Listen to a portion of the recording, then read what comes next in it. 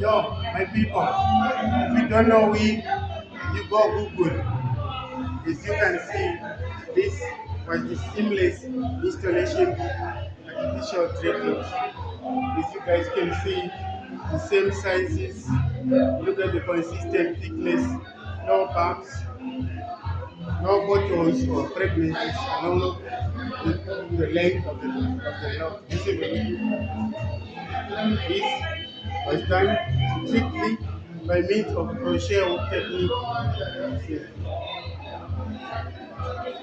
giving you the freedom to go for 2 or 3 months without seeking attention for a dreadlocks.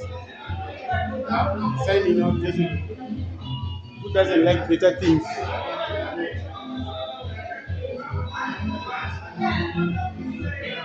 Salute.